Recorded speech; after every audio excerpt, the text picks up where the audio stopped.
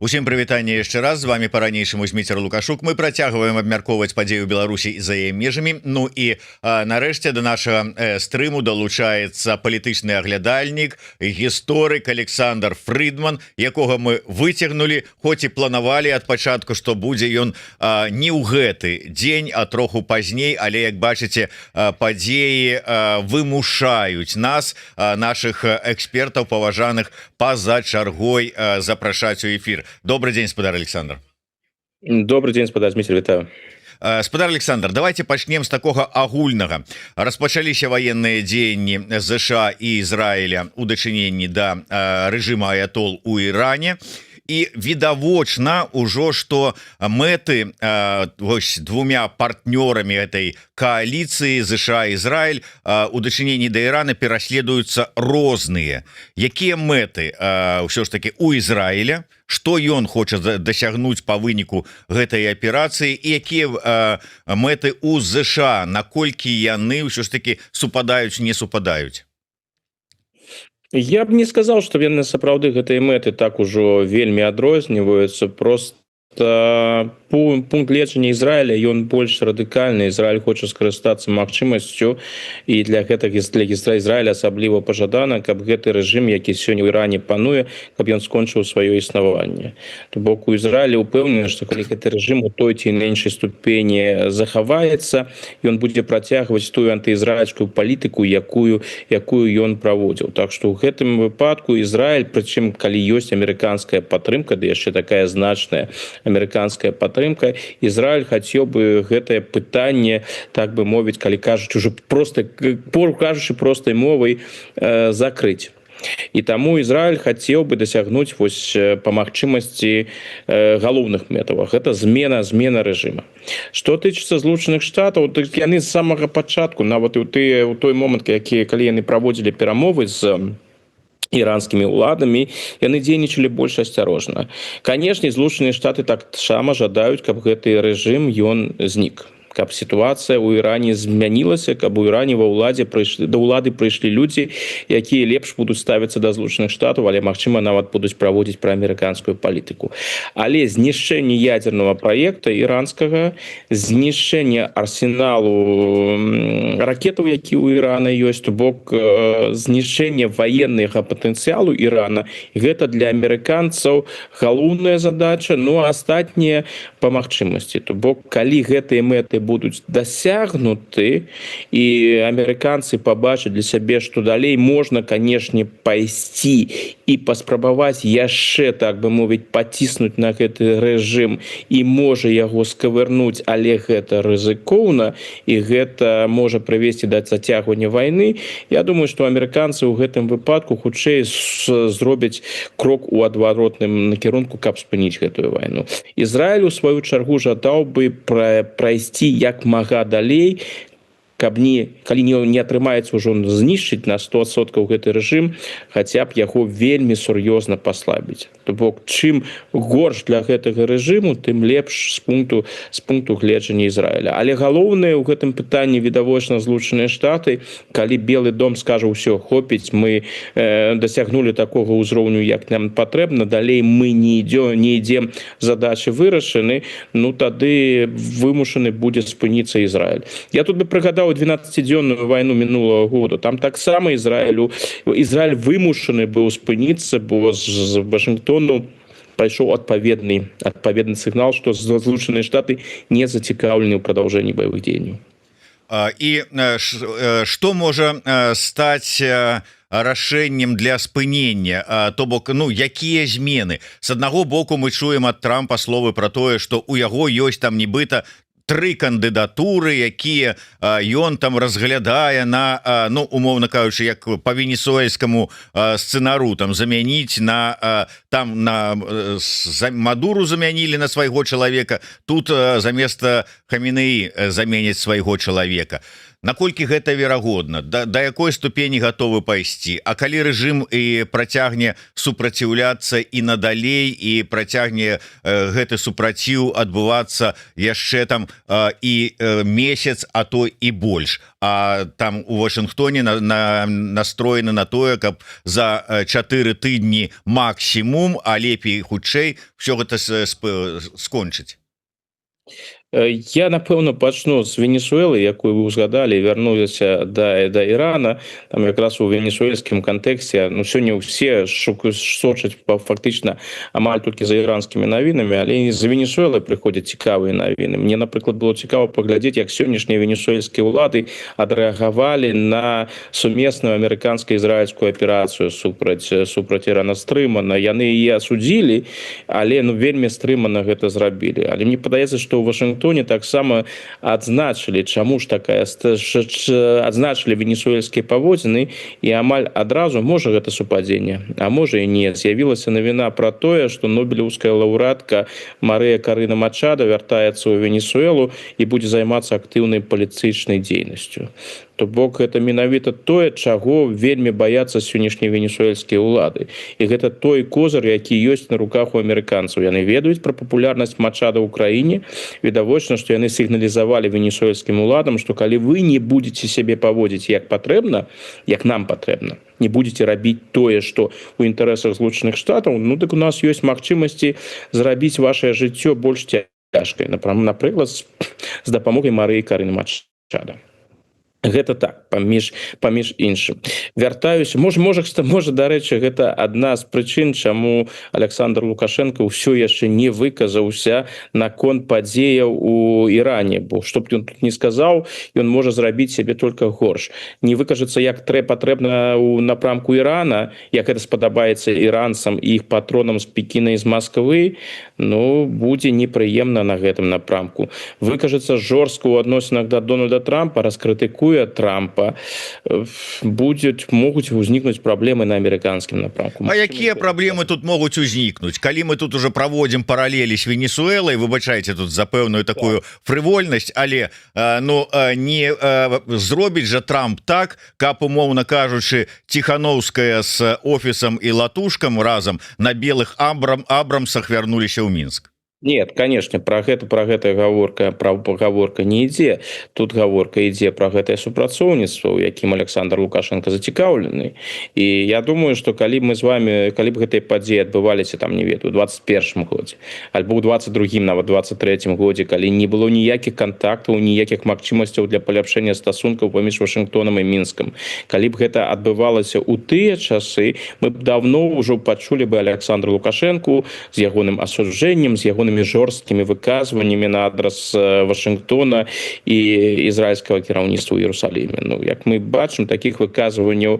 Но зараз сітуацыя іншая. Зараз Лукашенко зацікаўлены ў развіцці стасункаў з амерыканцамі, і пры ўсёй рыторыцы, якая ў прапагандзе прысутнічае, і ну, гэта прапаганда, можа, да прапаганды мы яшчэ вернемся. Калі паглядзець на афіцыйную пазіцыю Мінска і МЗС, і тым больш Лукашенко, які маўчыць, яна вельмі асцярожна, яны пакуль чакаюць. Яны не жадаюць сапсаваць адносіны са Злучанымі Штатамі праз тыя падзеі, тыя кантакты, тыя магчымасці, якія ў іх з'явіліся праз нейкія заявы наконт Ірана. Вяртаюся да Трампа, да перспектываў вайны.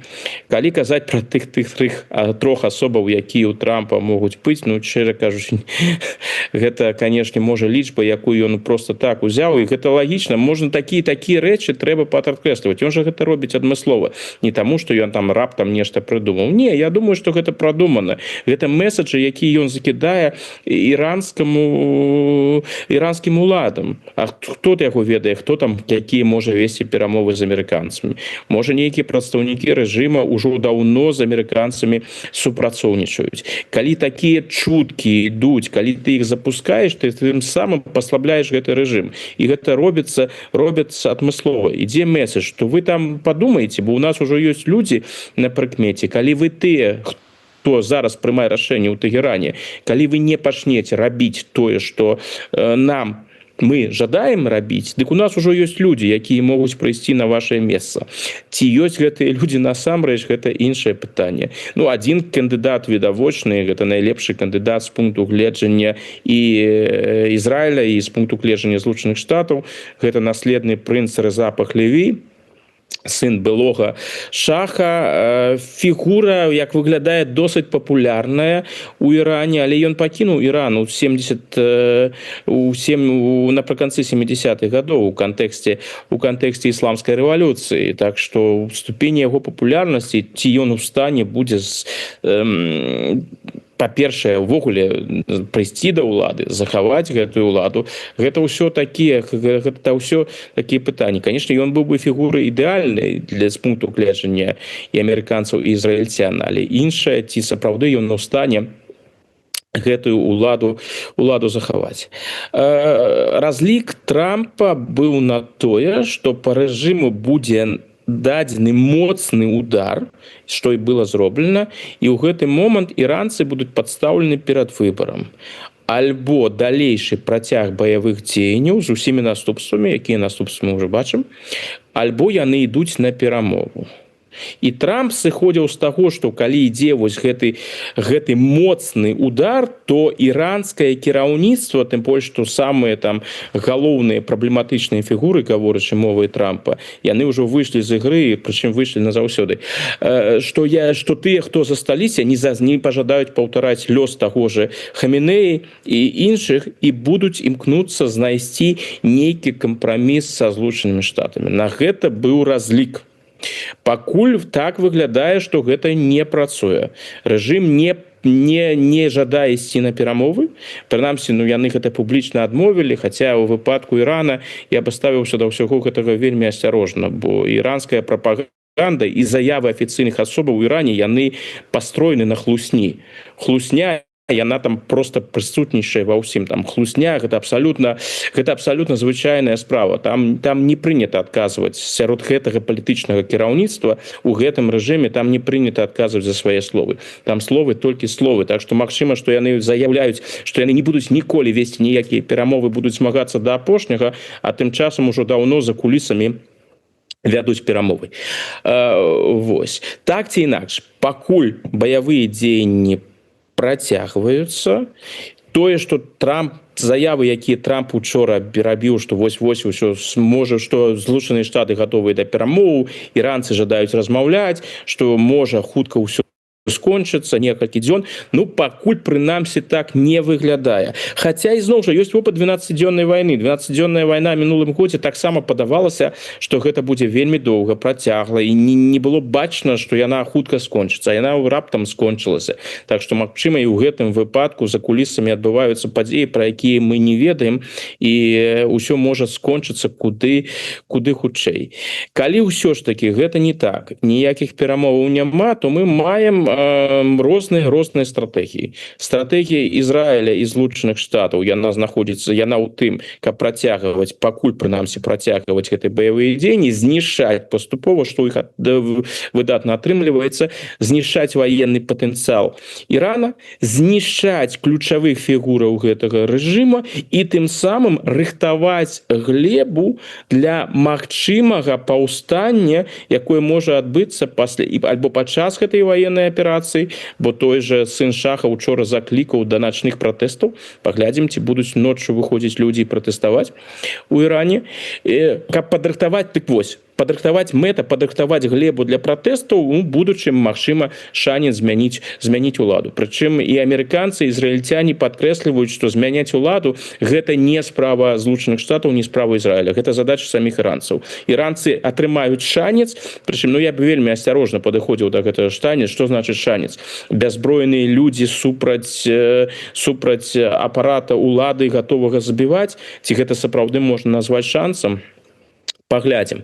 Каб іранцы атрымалі шанец і, магчыма, нешта змянілася. Іншы разлік, які ў амерыканцаў відавочна прысутнічае, што будзе нейкі путч, будзе нейкі разлад унутры гэтага рэжыму і знойдуцца часткі гэтага рэжыма, якія пажадаюць супрацоўнічаць са Злучанымі Штатамі. Ну гэта венесуэльскі сцэнарый, які пакуль, дарэчы, не спрацаваў у Іране. Венесуэльскі сцэнарый, ён жа быў досыць просты. Мадура знікае, а астатнія, хто там засталіся, яны просто не жадаюць паўтараць лёс Мадуры і робяць, што значыць знікаюць, ну яго адвозяць у вядомым напрамку. І а тых, хто засталіся, пачынаюць рабіць тое, што трэба Злучаным Штатам. Вось зараз пайшло далей. Фізічнае знішчэнне асабліва праблематычных з пункту гледжання Ізраіля і Злучаных Штатаў фігураў. А тыя, хто засталіся, ну пакуль яны не дэманструюць гатоўнасць гуляць па амерыканскім правілам. Хутчэй за ўсё, бліжэйшымі днямі і амерыканцы, і ізраільцяне, магчыма, і іншыя краіны будуць узмацняць ціск на Іран, каб прымусіць усё ж такі альбо каб сакрушыць гэты рэжым, справакаваць там нейкія путчы, размлагі, канфлікты і іншае, альбо прымусіць тых, хто знаходзіцца ва ўладзе, да супрацоўніцтва. Іранская стратэгія, яна іншая. Сёння фактычна яны жа і адкрыта пра гэта кажуць, што іх мэта зрабіць кошт гэтай вайны для амерыканцаў, ізраільцян і для суседзяў максімальна вялікім. Таму і наносяцца гэтыя удары па Аб'яднаным арабскім эміратам, Саудаўскай Аравіі і іншым. Наносяцца нават удары па ваенным базам еўрапейскім, спробы прынамсі, на тэрыторыі Еўразвяза у Кіпры, брытанскія базы. То бок разлік тут на тое, каб прымусіць суседзяў да таго, каб яны пачалі ціснуць на Злучаныя Штаты і Ізраіль з мэтай спыніць гэтую ваенную аперацыю. То бок Іран хоча прадэманстраваць, што ён гатовы на ўсё, што іх няма нейкіх чырвоных лініяў, што яны гатовы зрабіць усё, што патрэбна, каб абараніць свой рэжым. Стратэгія зразумелая ў сённяшніх умовах, але рызыкоўная. Ты можаш, канешне, і дамагчыся сваіх мэтаў, а можаш прывесці да такой сітуацыі, што ў тых жа суседзяў, эміратаў, Саудаўскай Аравіі проста не застанецца іншых магчымасцяў, каб далучыцца да сумеснай амерыканскай, ізраільскай ваеннай аперацыі. Ну вось, далучыцца, не далучыцца, але я тут чытаў пэўныя такія артыкулы, дзе напісана, што акурат такі суседзі і кажуць, просяць, звяртаюцца да Трампа, суседзі Ірана маецца на ўвазе, каб ён не спыняўся, асцерагаючыся, што ён вось зараз, можа быць, цягам 2-3 дзён там пабамбілі, нейкай мэты там дасягнулі, кіраўніцтва пэўнае знішчылі і ўсё, і будуць сядзець чакаць, пакуль народ Ірана сам там нешта далей будзе вырашаць. Так вось, нібыта звяртаюцца, каб яны не сварачвалі аперацыю. То бок настроі такія ці не? Ну, тут вельмі цяжка сказаць, гэта ж арабская дыпламатыя. Арабская дыпламатыя – гэта такая дыпламатыя, калі, па-першае, пазіцыі вельмі хутка змяняюцца, і калі адно кажуць публічна, а вельмі часта робяць зусім іншае. Вот што, напрыклад, высветлілася учора, калі не памыляюся, гэта была публікацыя Wall Street Journal пра тое, што наследны прынц Саудаўскай Аравіі Мухаммед бин Салман, который нібыта выступаў за тое, каб гэтай ваеннай аперацыі не было, які прапаноўваюць свае пасярэдніцкія паслугі, які нібыта схіляў амерыканцаў да пошука дыпламатычных сцэнарыяў развіцця. Адначасова з гэтым публічна ён паводзіў сябе такім чынам, а за кулісамі актыўна падштурхоўваў, нават як пішуць, больш актыўна падштурхоўваў, чым ізраільцяне, амерыканцаў для гэтай ваеннай аперацыі. Так што пакуль там сітуацыя дынамічная. Здавалася, у мяне не было такое адчуванне ў прыватнасці да вайны, што тая ж Саудаўская Аравія, Катар, Эміраты і іншыя, што яны ў прынцыпе задаволены сённяшнім становішчам з Іранам. Сённяшні Іран слабы, Іран страчвае свой уплыў, Іран знаходзіцца ў вельмі цяжкім эканамічным становішчы. Інакш кажучы, сённяшні Іран, ён ужо не той, якім ён быў там яшчэ ў 22-23 годзе. І падавалася, што іх гэты стан Ірана, вось гэтага слабога Ірана задавальняе, бо ізноў жа яны ж не зацікаўлены, гэта ж аўтарытарныя рэжымы, ім не патрэбен дэмакратычны Іран, бо і дэмакратычны Іран можа стаць для іх адмоўным прынцыпам, менавіта прынцыпам да тых самых грамадстваў. То бок падавалася, што іх задавальняе сённяшняя сітуацыя, но зараз ўсё, канешне, мяняецца, і ў тых жа Эміратах, і ў Саудаўскай Аравіі, і ў Кувейце ім прыйдзецца задаваць пытанне, як существовать с гэтым Іранам. Ну, можна было яшчэ нейкім чынам патлумачыць, калі іранцы наносяць удары по амерыканскім военным базам. Хаця і гэта мае абсалютна сімвалічны характар, бо амерыканцаў там давно ўжо няма, там усё, што трэба было, і амерыканцы эвакуировали. Ну, добра, амерыканскія базы. Но Іран жа перайшоў на новы ўзровень, якое дачыненне, напрыклад, міжнародны аэрапорт Кувейта альбо міжнародныя аэрапорты ў іншых краінах Персідскага заліву, Персідскай затокі, прабачце, якое яны маюць адносіны да Злучаных Штатаў і да амерыканскай інфраструктуры. Альбо саудаўскі канцэрн Арамка, НПЗ, які сёння быў, па якому спрабавалі ударыць. То бок сітуацыя, альбо тыя ж там, не ведаю, гатэлі у Дубаі, сітуацыя ідзе такім чынам, што можа тым жа саудаўцам альбо Аб'яднаным Арабскім Эміратам і нават Катару у пэўны момант трэба будзе сказаць, ну мы ж не можам себе дазволіць, каб да нас так ставілись. Калі іранцы вось такую гульню робяць і думаюць, што мы будзем маўчаць, не будзем мы маўчаць. Таму там можа быць і сімвалічная падтрымка амерыканцаў, а можа і падтрымка быць весьма жорсткая і рашучая. Іранцы ў гэтым сэнсе са сваёй стратэгіяй хаоса они гуляюць ва-банк. Они гуляюць сапраўды ва-банк. Яны прыжатыя да сцяны, яны хочуць усімі магчымымі метадамі нейкім чынам захаваць гэты рэжым. Яны ведаюць, што любы кампраміс можа прывесці да катастрофы, і яны дэманструюць, што яны гатовыя на абсалютна ўсё, каб захаваць гэты рэжым. У іх просто яны гатовы пайсці значна далей, чым астатнія.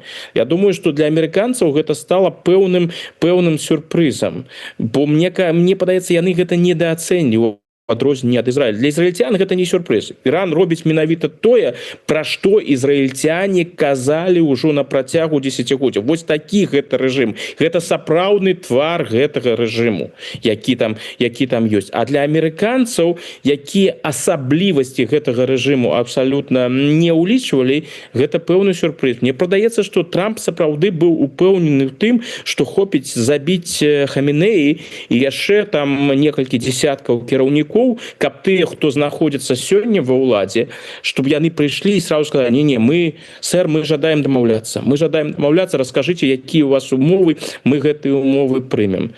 Не, так просто з гэтым рэжымам не атрымаецца. Таму мае рацыю Піт Хексет, міністр вайны Злучаных Штатаў, калі кажа, што такіх аперацый, як гэта, такіх складаных, таких цяжкіх аперацый яшчэ Злучаныя Штаты, напэўна, у сваёй гісторыі не праводзілі.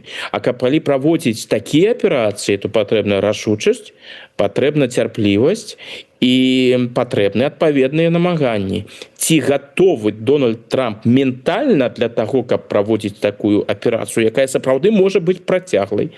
Тут пакуль пытанне. Адказаць я не бяруся на яго пасля гэтых некалькіх дзён вайны. Трошечку ў іншы бок адступім. Адразу ўжо пэўны час гуляюць у інтэрнэце такія мемныя календары, дзе пазнаць, там типа календар ад Трампа там ці ад ЗША, студзень Мадура, люты Хаменеі, ну і типа а далей па месяцах чаго чакаць. Ну і ўжо безумоўна прапановы там Путін, Лукашенко. Ну ёсць в прынцыпе па ўсім свеце, калі пашукаць, кім запоўніць гэты такі календар. Але вот я да чаго, сапраўды, калі пачалася гэтая аперацыя, пачаліся такія размовы, што намёк і Пуціну і Лукашенку. Але ці сапраўды гэта можна ўспрымаць нават так ускосна, нават гіпатэтычна, як намёк яшчэ і ў той бок? Не упэўнены я, канешне, што тут пра Лукашэнку хтосьці задумваўся, бо нават перад самым пачаткам вайны з'явілася ж гэта відэо ад Белага дому, дзе Трамп адказваў на імправізаванай прэс-канферэнцыі на розныя пытанні. Яму там задалі пытанні, у тым ліку і пра Беларусь, пра перспектывы стасункаў з Беларусю. І гэта, напэўна, я паглядзеў гэты кавалак, які выпусціў Белы дом, і гэта, напэўна, адзінае пытанне, якое Трамп спачатку не зразумеў. Яму тут спатрэбілася дадатковая інфармацыя, ён увогуле не зразумеў, у якім кантэксце яго пытаюцца. Канешне, потым ён сказаў, што ён, канешне, ведае, што знаходзіцца гэтая, дзе знаходзіцца гэтая краіна Беларусь, але не адразу. І Лукашенко, імя Лукашэнкі там не прагучала. Там прагучалі гэтыя агульныя фармулёўкі пра тое, што ён паважае, што добрыя стасункі з Беларусю і што ён паважае лідара Беларусі. Но я думаю, што на месцы Беларусі вось такіх фармулёўках звычайных магло быць імя любого абсалютна чалавека, любого замежнага лідара і любой краіны. Для мяне гэта вельмі такі паказальны момант. Ён паказвае, ён відавочна дэманструе, наколькі нецікавая насамрэч Беларусь і наколькі нецікавы Лукашенко для амерыканцаў як асоба, як кіраўнік дзяржавы. Ён можа быць цікавы, ён сапраўды, каб лепш патлумачыць мой погляд, ён цікавы у кантэксце адбудовы стасункаў з Расіяй. Ён цікавы ў кантэксце вайны ва Ўкраіне. Вось у гэтым цікавасць, гэта асноўная цікавасць. У астатнім цікавасці да Беларусі, да рэсурсаў Беларусі, яна можа быць, ізноў жа, гэта зусім, яна можа быць да тых жа калійных выгнаенняў. Чаму не? Але гэта па амерыканскім узроўні гэта не шмат, гэта мізерна. То бок вялікай цікавасці там не было асабіста да Беларусі, асабіста для Лукашэнкі, толькі ў кантэксце, увогуле ў кантэксце таго, што зараз адбываецца вакол Украіны. Гэта маё меркаванне. Не гледзячы на тое, што там быў прызначаны спецпрадстаўнік, спецпрадстаўнік па розным краінам у прэзідэнта Трампа ёсць. Дык вось, сігнал пэўны, калі ад гэтага адштурхоўвацца, то адштурхоўвацца ад гэтага ўспрыняцця Беларусі і паглядзець на кантэкст падзеяў у Венесуэле альбо у Іране, гэта сігнал у тым ліку і Расіі. І калі дазволіце, і Лукашэнку як чалавеку, як набліжанаму да Расіі. Не асабіста, конечно, Лукашэнку. Тут хто-то пра яго асабліва разважае. Гэта сігнал Расіі, што можа, да і не толькі Расіі, усім тым рэжымам, які ў гэтым свеце існуюць, якія будуць прабаваць праводзіць антыамерыканскую палітыку, што прэзідэнт Трамп, як падкрэсліваюць амерыканскія топ-чыноўнікі, што ён чалавек рашучы, што ён прымае рашэнні, і што у вас у ўсіх, у прынцыпе, ёсць выйсце. Альбо вы супрацоўнічаеце са Злучанымі Штатамі і робіце тое, што жадаюць Злучаныя Штаты, і тады у вас усё будзе больш-менш, гаворачы мовай Джона Коула, як пісаў Wall Street Journal напрыканцы мінулага году, у адной з размоў з Лукашэнкам яму прапанавалі перасесці за стол, дзе сядзяць сур'ёзныя добрыя хлопцы. Менавіта амерыканскія хлопцы. То бок гуляць за правільным сталом, а не за тым сталом, за якім Лукашенко зараз знаходзіцца. Дарэчы, не толькі разам з Пуціным, но і з астатнімі, за так званым кітайскім сталом.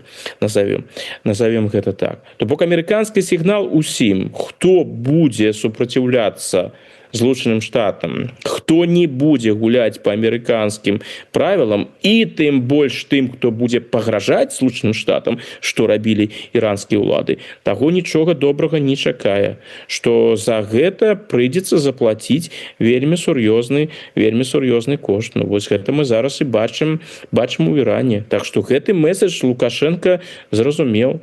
Ён зразумеў, што з амерыканцамі трэба паводзіць сябе асцярожна. Таму і быў знойдзены той кампраміс, які мы зараз бачым, які, дарэчы, быў падчас 12-дзённай вайны. Спушчаны прапагандысты, якія там проста у іх нейкая эйфарыя вакол гэтай тэмы, якія проста робяць усё, што можна зрабіць рознымі сваімі радыкальнымі вельмі дзіўнымі выказваннямі, гэта прысутнічае, а на афіцыйным узроўні вельмі стрыманыя заявы, а сам Лукашенко будзе максімальна чакаць. Я думаю, што калісьці ему прыйдзецца ўсё ж таки выказацца, но цяжка будзе абысці гэтую тэму, бо тое, што зараз адбываецца, гэта можа стаць падзеяй гэтага году, магчыма, можа стаць падзеяй усяго дзесяцігоддзя, хто ведае, як будзе развівацца гэтая вайна. І прамаўчаць, не выказваць на гэтую тэму не атрымаецца. Тым больш, што гэтае пытанне, а чаму маўчыць Лукашенко, яно ж зараз уздымаецца ўсё часцей і часцей. І якраз вопыт паказвае, што калі аб гэтым пачынаюць шмат казаць, дзе Лукашенко, чаму ён не выказваецца, калі ён ужо нешта скажа, а можа Лукашенко спужаўся амерыканцаў, а можа Лукашенко ўвогуле спужаўся Масада і таму маўчыць. Гэта ж пытанне будзе паўтарацца, і калі-небудзь Лукашенко трэба будзе паказаць, што ён чалавек смелы, што ён не баіцца выказвацца нават на гэтую тэму. Але ўсё ж таки, як бы там не хацелі і не наракалі на гэта там Бабарыка з Калеснікавай, але свет чым далей, тым больш становіцца чорна-белым, і прымаць бок давядзецца. І вот мы маем бок умоўна амерыканскі, ізраільскі, а з другого боку мы маем кітайска-расійскі і іранскі. І выбор-то невялікі. Вот што... Выбор невялікі, таму Лукашенко і знаходзіцца ў гэтым шпагаце. То бок тая тактыка, якую ён абраў, яна, напэўна, ў ягонай сітуацыі, калі ты не хочаш сапсаваць стасункі з амерыканцамі, яна, напэўна, найлепшая. Яна, напэўна, найлепшая, но тым не менш.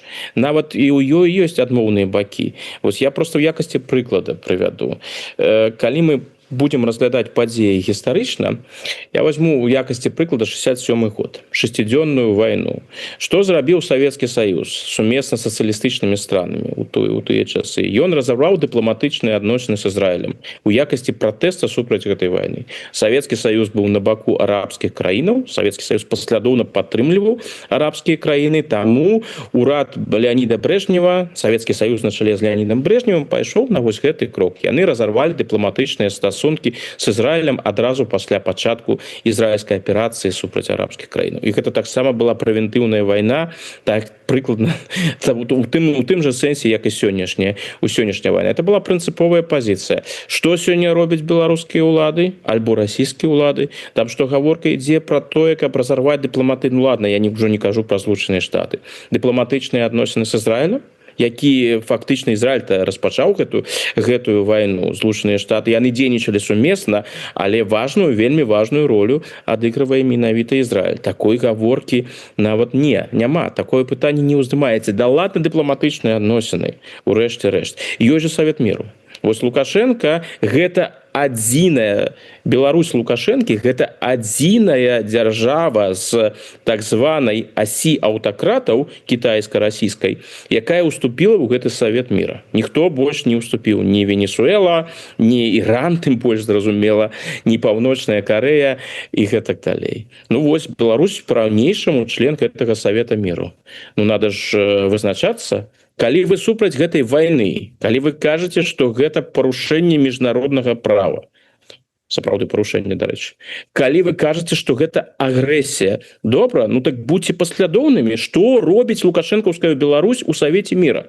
Як можа знаходзіцца Беларусь Лукашэнкі партнёр Расіі, партнёр Ірана, партнёр Китая? Як яна можа знаходзіцца ў гэтым Савеце міра Дональда Трампа у той час, калі Злучаныя Штаты, я тут выкарыстаю тэрміналогію Азаронка і кампаніі, калі яны вядуць вайну і робяць нават рытуальныя забойствы на тэрыторыі Ірана. Ну вы ж паслядоўныя людзі, вы ж барацьбіты за высокамаральныя каштоўнасці. Як вы можаце пасля гэтага ўсяго знаходзіцца разам у Савеце міра з тымі, каго вы лічыце цывілізацыяй Эпштейна? Калі Злучаныя Штаты, Ізраіль для вас цывілізацыя Эпштейна, ну дык вырашайце.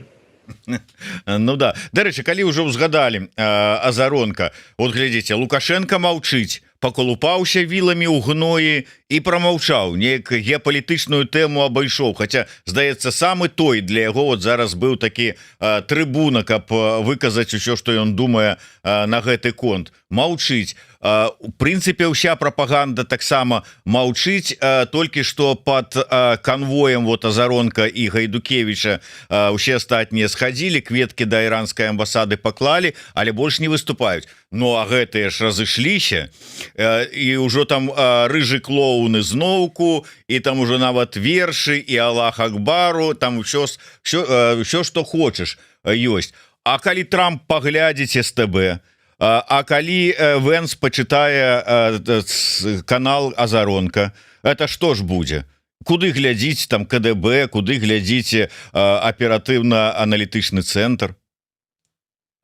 Ну, я думаю, што ў гэтым сэнсе якраз усё проста. Тыя, хто разумеюць і хто сочыць, хто ацэньваюць, ім усё там досыць ясна, што гэта прапагандысцкая кампанія фактычна без межаў. Ім гэтым разам пакуль прынамсі, ну можа і спыніцца праз пэўны час, ім дазволена ўсё.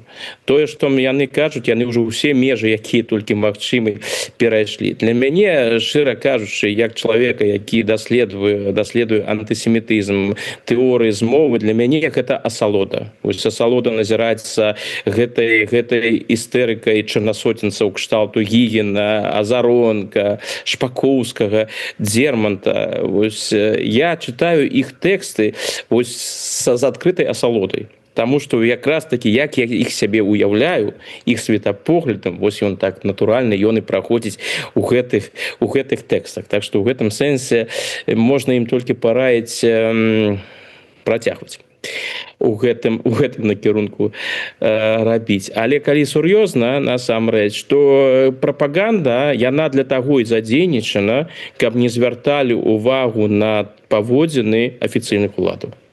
Вось можна заўсёды сказаць, ну як, ну Беларусь вызначылася, ну вось там была ж нейкая заява МЗС. Была там нейкае словы спачуванні Сергіенкі кіраўніку парламента Ірана. Праўда, яны там не назвалі імя Хамінеі, но гэта іншае пытанне. Можна сказаць, што гэта было. У прапагандзе істэрыка, ну так, істэрыка. А галоўны чалавек, які ў гэтай краіне ўсё вырашае, які вызначае прынцыпы палітыкі, ён там маўчыць. І менавіта такая прапаганда і павінна быць для таго, каб адцяняць увагу ад маўчання Лукашэнкі. І нічога нового гэтага няма. Яны тое ж самае рабілі падчас 12-дзённай вайны. Было тое ж самае, там выказвання Лукашэнкі не было, Лукашенко маўчаў, Лукашенко сачыў, прапаганда рабіла сваю справу. То бок галоўная, гэта прапаганда накіраваная у тым ліку для іранцаў, каб паказаць іранцам лаяльнасць, бо яны распаўсюджваюць іранскія наратывы вось вельмі актыўна, каб паказаць, што яны ўсё ж такі выказались, да, нібыта выказались, а насамрэч афіцыйную пазіцыю Лукашенко сваю пакуль не агучыў. Ну, магчыма, я схожу з таго, што рана ці позна ён агучыць. А не агучвае таму, што не разумее пакуль, што там насамрэч адбываецца, калі гэта спыніцца і калі ўвогуле спыніцца, і як жыць у гэтым свеце пасля гэтай вайны, бо на нашых вачах змяняецца гэты свет. Правіла гульні у сусветнай палітыцы пасля гэтай вайны, чым бы яна, дарэчы, не скончылася, яны сур'ёзна змяняцца. Я хотел бы звярнуцца да допісу ў вашым тэлеграм-канале. Дарэчы, вось раю ўсім подписываться на тэлеграм-канал спадара Александра Фрыдмана і таксама на яго YouTube канал, які вот яны разам з яго калегам разам вядуць і даюць такія экспрэс-каментары. Спасылачка ёсць у нас у апісанні да гэтага стрыма. Не забывайте подписываться на YouTube канал Еўрарадыё, ставьте свае падабайкі, і калі ёсць у вас такая магчымасць і жаданне, то падтрымайце нашу працу 1,5% ад сваіх падаткаў. Я гэта звяртаюся найперш да тых, хто працуе ў Польшчы.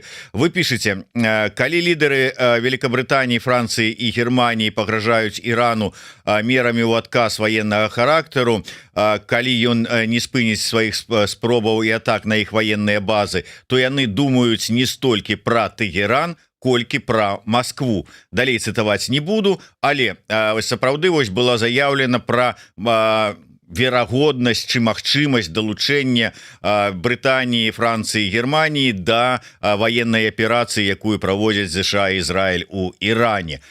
То бок, чаму вы лічыце, што гэта найперш адказ Маскве?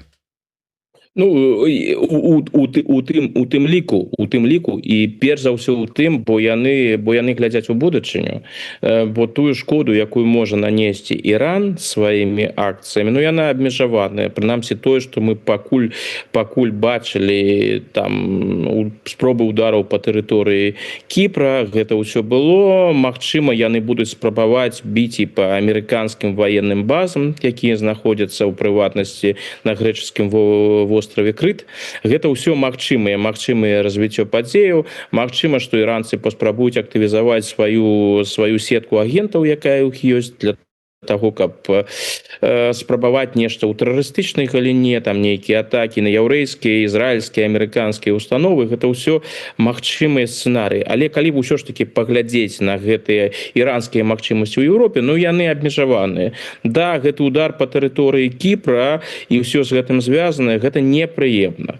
Гэта непрыемна, але ўсё ж такі гэта нават не тое, што адбываецца ў Аб'яднаных Арабскіх Эміратах і іншых краінах. Таму пагроза, якая ад Ірана сыходзіць, пагроза еўрапейцам, я маю на ўвазе пагроза і Великабрытаніі, краінам еўразвяза, і нават пагроза інфраструктуры ваеннай французскай, нямецкай, перш за ўсё французскай і брытанскай, яна абмежаваная. Тут пытанне хутчэй у тым, ці можаш ты дазволіць, як краіна, которая сябе паважае, каб да цябе так ставіліся. Што робіць Іран? Ён паказвае, што яму ўсё роўна. І Германія, і Францыя, і Великабрытанія, яны актыўна не ўдзельнічаюць у гэтай аперацыі. Яны паставіліся вельмі стрымана. Нават брытанцы свае ваенныя базы не дазволілі амерыканцам выкарыстоўваць. Бо з пункта гледжання Берліна, Парыжа і Лондона гэтая вайна, прэвентыўная вайна, парушэнне нормаў міжнароднага права. Ну гэта не тое, у чым яны хацелі бы удзельнічаць. Таму яны стаялі ў баку. І першыя заявы, якія былі, і Мерца, і Макрона, і Стармера, яны ж былі вельмі стрыманыя. Там не было ніякіх сігналаў, што яны жадаюць удзельнічаць у ваеннай аперацыі супраць Ірану. Цяпер Іран іх правакуе. Хоча паказаць, што вось мы можам па вам ударыць, і нічога не будзе. А калі вы далучыцеся, ну, можа, нават і лепш для нас будзе. Мы тогда абвесцім, што ўвесь гэты сатанінскі у двукосці заходні свет аб'яднаўся і вядзе разам барацьбу супраць Ірана. Іншае пытанне, што калі ты дазволіў гэта зрабіць з табой, ну гэта фактычна запрашэнне. Калі не будзе рэакцыі адпаведнай з боку еўрапейскіх краінаў, ну так у будучым гэта можа хутчэй за ўсё падсцягнуць такія краіны, як Расія, да больш агрэсіўных крокаў у дачыненні да еўрапейскіх краінаў. Таму Іран з пункта гледжання еўрапейцаў павінен зараз атрымаць адказ. Калі Іран атрымае адпаведны адказ, дык можа і тыя людзі, якія сядзяць у Крэмле, на будучае задумаюцца, што ім можна рабіць на еўрапейскім напрамку, як можна правакаваць на еўрапейскім напрамку, а як правакаваць можа і немэтазгодна. Спадар Александр, я разумею, што часу у нас тут ужо не вельмі шмат, але два моманта хацелася б закрануць. Як вы лічыце, асабліва не толькі сама гэта ваенная аперацыя, але у тым выпадку, калі да яе далучацца еўрапейскія краіны, як гэта адаб'ецца на сітуацыі бяспекі ў нашым рэгіёне і ўвогуле можа быць на вайне ва Ўкраіне? Я думаю, што далучэнне альбо недалучэнне прынцыпова не адаб'ецца, таму што Іран прадэманстраваў, што ён гатовы весці барацьбу з заходнімі краінамі, з еўрапейскімі краінамі, у незалежнасці ад таго, як яны ставяцца да амерыканскай і ізраільскай аперацыі. Тыя ж еўрапейцы разглядаюцца Ісламскай рэспублікай як ворагі, таму я не думаю, што рашэнне нешта рабіць ці не рабіць нейкім чынам будзе ўплываць на стаўленне Ірана і на дзеянні Ірана. Усё, што ў іх магчымасцях, калі ў іх будзе магчымасць там нейкі тэракт правесці ў Еўропе, яны, безумоўна, гэта зробяць і задумываться про гэта не будуць. Гэта хутчэй абавязак еўрапейскіх спецслужбаў будзе гэтыя тэракты прадухіліць. Што тычыцца Украіны, то зараз для Расіі наступае такі вельмі удалы момант. Удалы ў якім сэнсе? Тая вайна, як яна зараз ідзе, і калі яна будзе зацягвацца, гэта Расіі толькі на карысць. Чаму гэта на карысць? Я б з другога пачаў бы. Страціць гэты рэжым у Іране, сённяшні рэжым, гэта для Расіі не добрая справа, канешне. Яны хацелі, каб гэты рэжым захаваўся, бо гэта рэжым цяжкі, гэта цяжкі партнёр, але ўсё ж такі партнёр, і ніхто не ведае, хто там у рэшт прыйдзе да ўлады, якія будуць стасункі з новым Іранам і Расіяй. У них ёсць яшчэ і вопыт Венесуэлы, што пасля таго, як забралі, прыбралі Мадура, пахіцілі Мадура, стасункі паміж Венесуэлай і Расіяй не палепшыліся, а толькі пагоршыліся. Гэтая вайна, якая працягваецца, і калі яна нават будзе пагаршацца, становішча будзе пагаршацца, і яна будзе ўсё больш і больш крывавай, і будзе становішча хаоса в рэгіёне іншае, гэта дае Расіі новыя магчымасці. Гэта кошты на нафту, якія будуць расці. Гэта тое, што Расія зможа прадаваць па больш высокім цэнам тую ж нафту Кітаю. Гэта важна для Расіі. І увага адцягнута. Паглядзіце, што зараз адбываецца апошнімі днямі. Ва ўкраіне працягваецца вайна. Там нічога не змянілася ў лепшы бок, толькі ў горшы. Але хто размаўляе сёння пра вайну ва ўкраіне? Яе няма. Вайна ва ўкраіне знікла з радараў. Пра яе ўвогуле мала што зараз паведамляюць, дае няма ўвагі. І для Расіі гэта момант. Зараз ніякіх сур'ёзных перамоваў паміж амерыканцамі Расіі і Украіны не будзе. Расія атрымлівае тым чынам дадатковы час для таго, каб яшчэ нешта паспрабаваць в Украіне, бо ўвага ад Украіны адцягнута. Акрамя таго, калі вайна будзе працягвацца, то і рэсурсы амерыканцаў, тая ж зброя, якую амерыканцы могуць пастаўляць праз НАТО ў Украіне, яе будзе менш. То бок будзе менш магчымасцяў. І гэта Расія дае пэўныя шансы. А калі ўсё ж такі баявыя дзеянні будуць спыняцца, то і гэтую магчымасць яны ўлічваюць. Недарма, што зрабіў Путін сёння? Ён учора выказаў спачуванні наконт забойства Хаменеі, а сёння ён абзванівае кіраўнікоў краінаў. Єднані Арабські Еміраты і іншыя. Бо гэта відавочная спроба прапанаваць сябе у якасці пасярэдніка. Што вось мы тыя, якіх няшмат засталося, якія яшчэ размаўляюць з Іранам. Гэта спроба, калі не атрымаецца, калі вайна ўсё ж такі будзе не працяглай, усё ж такі атрымаць нейкія дыпламатычныя перавагі праз удзел у перамовах. Но гэта хутчэй для Расіі план Б. План А, на які яны спадзяюцца, што вайна будзе доўгай, працяглай, амерыканцы там завязнуць, і у амерыканцаў з'явяцца праблемы, і яны змогуць выкарыстаць гэты час для прасоўвання сваёй аперацыі ва ўкраіне. Дарэчы, вот нагадалі, скажите, ласка, тут я чытаў, Bloomberg кажа про тое, што ў Еўропе газ падаражае на 130%, Bild піша про тое, што ўжо чэргі па паліва на аўтазапраўках у Нямецчыне. Што там пішуць мясцовыя эксперты, аналітыкі, якія прадказанні вось па гэтым энергетычным пытанні? Про чэргі я нічога асабіста сказаць не магу, паколькі мой сённяшні працоўны дзень пачаўся о 7 гадзіне, і я яшчэ ніякіх чэргаў не бачу. Ну, можа, сёння яшчэ нейкія чэргі я і пабачу. Я просто на ўласныя вочы нічога такога не бачу.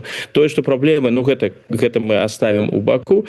Праблемы энергетычнага характару, конечно, гэта прадказваюць, пра гэта шмат кажуць, і сітуацыя на фондавым рынку, яны адпаведныя з тымі нафта даражае, гэта відавочна, і ў Еўропе шмат ёсць разважанняў наконт таго, што можа паўтарыцца энергетычны крызіс пачатку 70-х гадоў 20-го стагоддзя. А гэта было досыць цяжкае выпрабаванне для еўрапейскай эканомікі. Так, калі калі крызіс зацягнецца, і мы ж бачым, што сёння нават ідуць спробы удараў па саудаўскім НПЗ, калі будзе зачынены Армузскі праліў, гэта вельмі моцна паўплывае на гэтыя кошты і на гэтыя цэны. І гэта, конечно, для эканамічна можа стаць сур'ёзнай праблемай. Гэта все так. Ну і на завяршэнне такая ўжо добрая наша традыцыя апошнім часам гэта узгадываць, ну і там скажем, можа быть, аналізаваць прапановы і выказванні Міколы Статкевіча. Вось мы з вами мінулы раз абмяркоўвалі, і зараз ад яго новы допіс з такой прапановай цікавай, хаця таксама не вельмі новай, не скажа, што арыгінальнай. Ён прапаноўвае краінам захаду сфармаваць на тэрыторыі Польшчы з ліку беларусаў-эмігрантаў беларускі міратворчы добраахвотніцкі корпус, каб